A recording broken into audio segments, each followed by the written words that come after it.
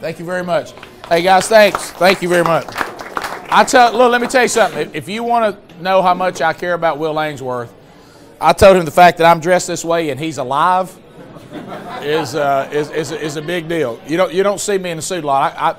I got into radio so I could go to work in shorts and a t-shirt. So thank y'all for being here. I'm born and raised in Alabama. As my mama labored on the west side of Birmingham, produced a 9-pound baby boy.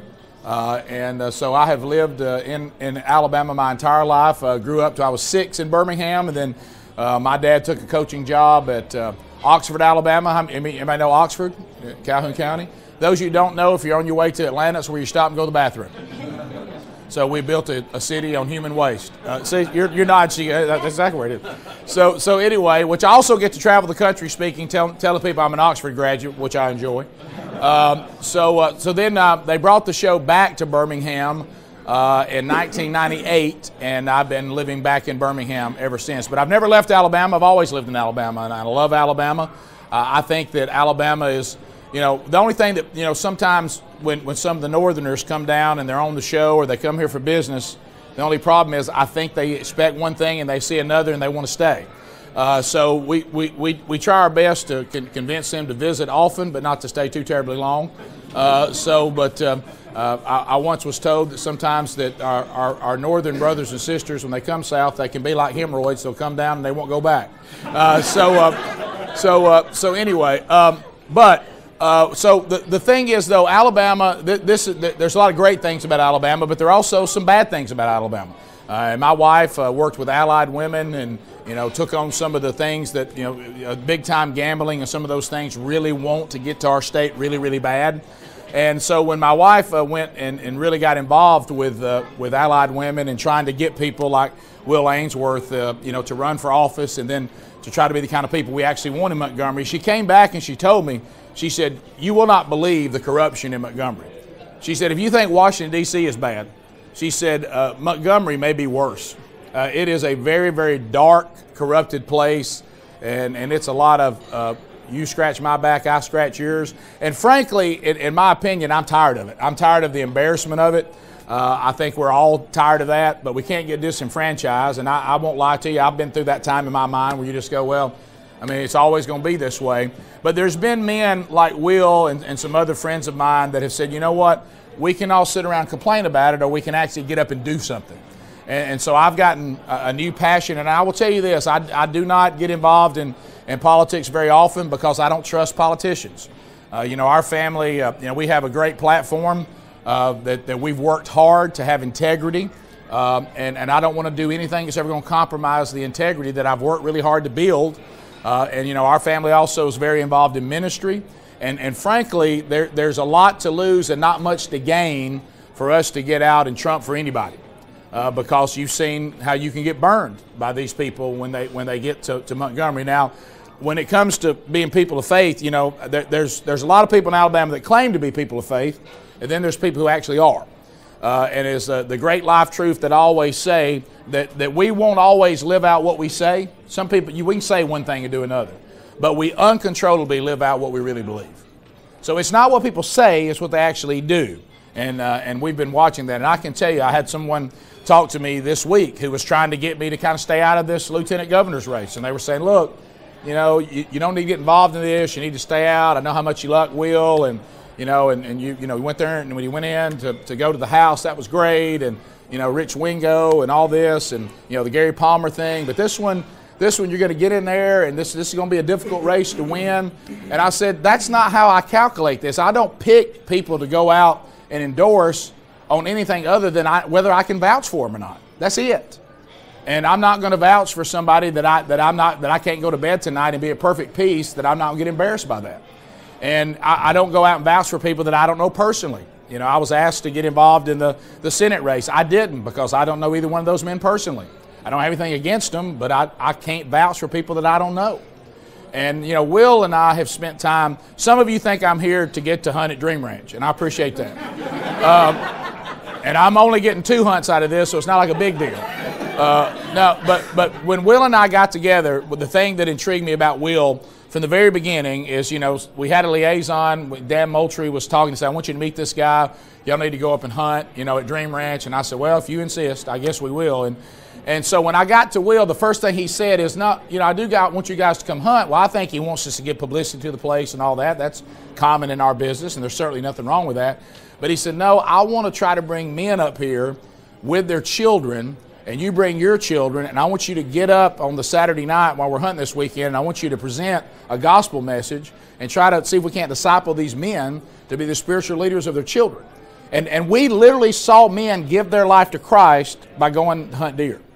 I mean, that's what it was about. And when Will and I were talking, if we're not going to do something that's going to have some eternal impact, why fool with it?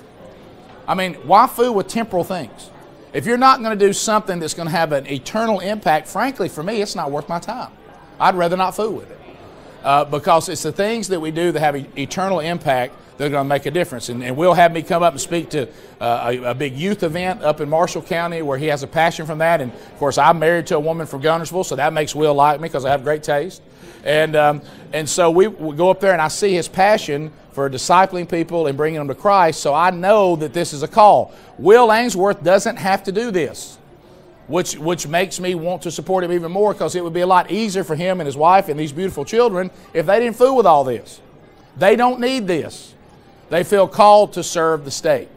And to me, that intrigues me very much, because it has to be a call. If not, why would you do this? Why would you do this? And so that's the kind of people that I feel comfortable standing with, because I've seen the way they live their lives, and I know that, I remember my brother, if y'all listen to the show, when we added my brother, that shows how courageous I can be, to the show. And he once said this about, he was talking about Washington politicians, but it really was a profound point. He says, I find it interesting. It must be a great gig because people will spend $50 million to get a job that pays $80,000. He said, it must be a great gig. You know what I mean? So that's the kind of, when you see people that are going there, are they going there for the right reason? Well, this is a self-made man who understands about maximum liberty and how this state offers incredible opportunities, and our country offers incredible opportunities. Not guarantees, but incredible opportunities. And for us to just say our state government will always be an embarrassment just isn't so. It's only going to continue to be an embarrassment if people like you and me don't do anything. And it would be easy for all of us to move on and go, well, we'll be all right anyway. But I'm starting to see for the first time the type of candidates coming forward out of the private sector, not these people that go down there and stay forever and say, I want to go down there and make a difference. And I'm kind of excited about that. Now, there's just a remnant right now. But in this lieutenant governor race, we can't step backward. And I don't have any ill will for anybody else who is running or may run. I just don't know them. But what I do know is, as an Alabamian, I'm tired of hearing these same old names all the time. I'm just tired of it. Let's try something different. Let's get some fresh blood in there. Because obviously, I don't have to know much to know if our government's an embarrassment, then the people that have been there for a very long time probably need to go. I mean, I find it amazing. We would not tolerate a football coach with a losing record, but we just keep putting these same politicians back in there with a losing record. So it's like the only thing we hold accountable are football coaches. Maybe we should hold people that have more important jobs to the same standard. If you win, you stay. If you lose, you go. And if you can't get it done, let's get somebody who can. And for people that want to stay down there all the time, that's always a red flag to me. Is that a red flag to you? Am I the only one? Why would anybody want to stay down there and wallow in that for years and years and years? There's got to be something wrong with that. So just that alone is enough for me to say I'd like to find new people. But we can't find new people just because they're new people. They've got to be the kind of people that have integrity, have character, that are not going to be on the take. My goodness, if you send people to Montgomery that are on the take, trust me, they're going to be on the take. You're going to have to have the kind of men and women that stand up and are people of integrity that say, I'm not going to do anything other than what the people that I represent sent me here to do. And so Will has already proven that to us, what he's been doing in our state government. So it's not like he doesn't know how it works. I know the men that he works with and the kind of people he's been working with, and they've made changes. And if they could have got more people to move more like them, we would have had even more change. But now there's an opportunity to go up and have a bigger role in the state, and I think he's ready for it. And so I'm going to tell you that as far as me and my house, we're going to stand behind Will Ainsworth, and we want him to be the person who's the next lieutenant governor because why? We love the state. It's not just because I love Will. I also love the state. I like being from Alabama. I want y'all to know that with the technology that we have today, the Rick and Bubba show does not have to be in Alabama. I mean, those days of, you jump from market to market in the radio are over. With all the technology and syndication and satellites and Wi-Fi and apps, we can do the show from anywhere, and you would never know the difference. But what we do is we choose to stay here, and I'd like to stay here beyond just loving Alabama. I'd like to stay here because this is a good place to do business. When you look at some of the tax structures and all that, I met a guy who lives in Alabama some of the year. I thought he was from Alabama. I start talking to him about Will, and he says, well, I can't vote. And I said, well, you can't vote. He goes, I live in Florida. And I said, you don't live in Florida. He goes, officially I do. So he's done his business where he's got another house in Florida, and he set it up where his business is really a Florida business. It's not an Alabama business, even though he lives here half the year. Well, see, that kind of stuff shouldn't go on. He's having to make sacrifices and not be even where his family is and set up all these different business structures because he doesn't think doing business in Alabama is as profitable as it would be doing it in Florida. Well, see, we got to change that. And this is also a man that knows about business, knows about the free market, and has been successful in it. So I hope that you'll prayerfully, go ahead tonight and commit and come alongside us as we continue to try to make the kind of changes in Alabama that for these guys. Let's be honest, I'm 53 years old. It's going to affect me somewhat. It's really going to affect them. And I think we have a mentality in government right now where people are thinking about themselves and they really couldn't care less how it affects the next generation. You see that with what we're doing on a national level with the debt. If we really cared about children and grandchildren, we'd be making changes right now. But you know what people think? It ain't going to affect me. Well, see, that's selfish. That's self-worship. But if your mindset is a biblical worldview that says that you should always look after the least of these, and when Jesus takes a child and puts it in his presence and he says, if you can't come to me like a child, you'll never inherit the kingdom of heaven. Anybody, who does anything to cause these children to stumble, it'd be better if you were thrown in the ocean with a millstone around your neck. Well, see, it's important for us to care about what's going to happen to them. And so we got to start making not minor changes, but radical changes so they can be afforded the same opportunities that we have, if not more. So I hope you'll join me in that, okay? So I won't keep you. I know you got a lot of things to do. You'll hear more from me as we move through this race. So right now I just want to introduce you to what I think should be and prayerfully will be the next Lieutenant Governor of Alabama. Here's Will Ainsworth, right? Appreciate it. And, my first time, we kind of got together was we did a sports camp up in Albertville. And Rick came up and shared his testimony and shared the story about the loss they had in their family. And honestly, my opinion is you've influenced more people in the state for the kingdom of God than anyone I know. So let's give him a round of applause for doing that. I'm honored to have your support, but honored more so to work alongside with you as a brother in Christ. And we've done ministry together. Also, I've got an amazing wife, Kendall. She's in the green. I think all y'all know her. And then our kids, Hunter, Hayes, and Addie. But she's awesome. She's supportive. She loves the Lord and is a huge, when you go through a campaign, you got to have a great wife. And Kendall's amazing. Also, got Jeff.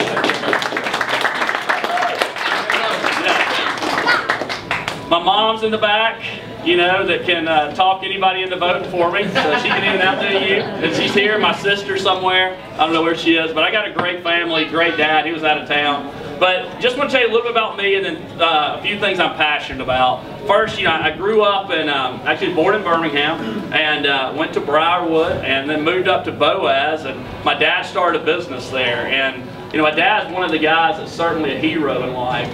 First and foremost, he's one of my heroes because he taught me about faith. And he taught me about what a relationship with Christ is about. But I also got to, some of my best memories were with my dad growing up and going to work with him on Saturday on the scrap yard. He started off in the scrap business and he taught me about hard work, how to treat people, and making sure that, integrity mattered.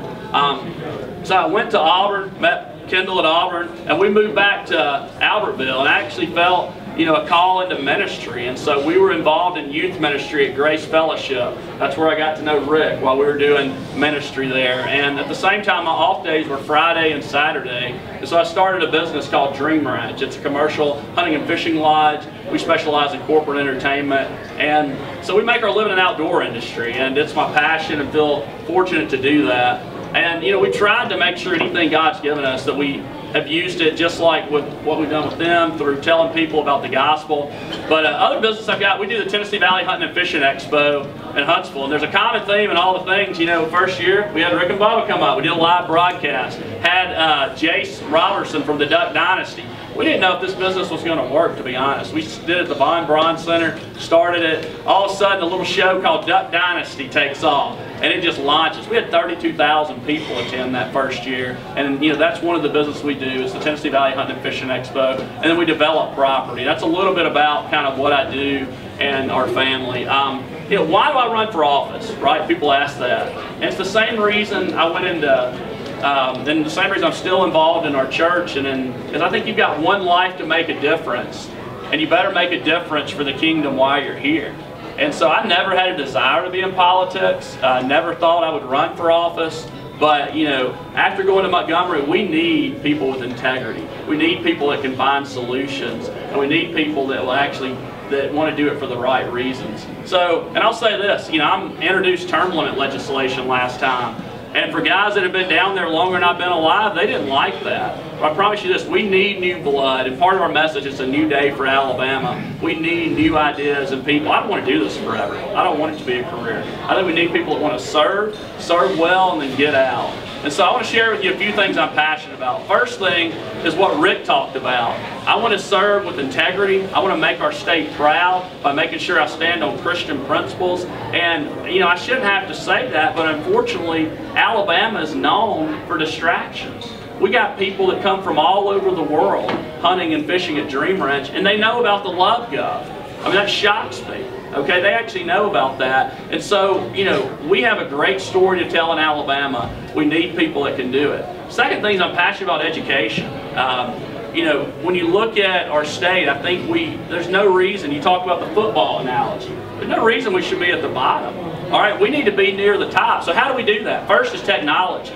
If we're going to compete in a 21st century economy, we need a state that has the technology to do that. I could take you to schools in Alabama that have duct tape textbooks. You go in a classroom this size, and they've got one desktop computer that 20 kids share. How are those kids going to compete in a 21st century economy? The answer is they're not. And so we've got to make sure we put an emphasis on technology and making sure our teachers are trained to do that. Second thing's pre-K. Kendall was involved in a pre-K program in Marshall County, and I really saw how important that is. Why is that important? It's the breakdown of the family. Families aren't doing their job anymore. I've talked to kindergarten teachers, and I'm like, what can I do to help you? And they're like, Will, kids come into kindergarten, they don't know their ABCs, they don't know their colors, just basic stuff that kids should know. They're not. And the reason why is the family has changed over the last 20 years, and parents aren't doing their job. And so pre-K, I don't want to make it mandatory. I want to have it voluntary for any kid that'd like to have it. And hopefully it's going to help those kids in a bad situation, lift them out of a bad home where they could potentially get a good education and actually come into kindergarten on a level playing field. The third thing is getting people job ready. We've got to make sure that businesses have, really the number one thing I hear when I talk to businesses is the number one limiting factor to growth. What do you think it is? They say quality people. And so I really want to solve that, as a state. And so how do we solve it? We link industry with our education system. And one of the things I want to do, and I'm excited, I think there's a lot of momentum behind this. Every kid in high school has an iPhone, all right? For the most part, not necessarily an iPhone, but a phone, right? It doesn't matter where they're at on the poverty scale. I want to develop an app that actually goes in, and you do this county by county, that lists all the different jobs, occupations, businesses that are in the county, because kids in high school, at least in the counties I'm from, they don't understand the opportunities in the county. So imagine an app that lists a company in our district, Pinnacle Manufacturing. They need welders. They need commercial painters. But kids in our area don't understand that. They don't understand what it pays. They don't understand the skill sets you need. Imagine an app that trains kids that, and part of 9th grade is you have to identify 2 to 3 areas you need. You want to be an accountant like my roommate Joseph? Okay, well guess what? You're going to have to go to college for that. If you want to be a welder, you need to go to technical training. But the thing is, we got to get people job ready. Okay, and I think the message for so long when I was coming up through school was college ready. And there's nothing wrong with college, but what about the 60% of other kids that didn't go to college? What are we going to do with them? So I think that's where we missed the boat on our workforce in Alabama. I want Alabama to be the workforce engine in the U.S., and that's going to help attract industry, which is going to help grow our economy. And so that's one thing I'm very passionate about. The third thing is, Rick said it well, I don't want to live anywhere else either. I love Alabama, and I think we've got a great story to tell. We have some of the lowest taxes in the country. We have great people. We have, it's certainly great schools. We can improve on that, but we need to tell that story. And I think we need people that can go sell Alabama, and I want to do that. And so I'm excited about that. And the fourth thing I'll say is we need people that can actually find solutions to problems and are ready to dive in. Danny Garrett's here, and he's one of the guys, a good friend. He serves in the House in Trustful. Tim Wadsworth, the same, David Standards. These guys want to solve problems. They're good members in the legislature. But there's a lot of stuff, whether it's infrastructure, okay? Whether it's the drug epidemic, all right? You talk about, I want to solve that. Rick's wife, Sherry, she lit a fire under me. And, so what did we do? It's not just, I could have just said, oh, let's just not figure out. We got some experts in the field, and we're trying to figure out how can we solve the drug epidemic in Alabama. And guess what? I believe part of that needs to be a faith component. That actually, because I believe that they have a void, and that a big part of that is they don't have Christ. And so anything we can do to push towards faith-based counseling and get people to do that, we're going to do that. And there's a lot of other things in that, but I want to solve problems in Alabama. And last thing I'll do is just say this. It's something Kendall and I prayed about. I don't want to do this forever. I really don't. I want to get in, serve, and get out. But, we think that Alabama, deserves a government that's as honest, is hardworking, and as godly as the people it serves. And so we think it's time for a new day in Alabama, and hope y'all will certainly support our campaign. We need your help getting the word out. We've got a lot of traction and momentum, and we just got to keep it going. So we just certainly appreciate your prayers, and appreciate y'all coming out. So thank y'all. And that's really about it.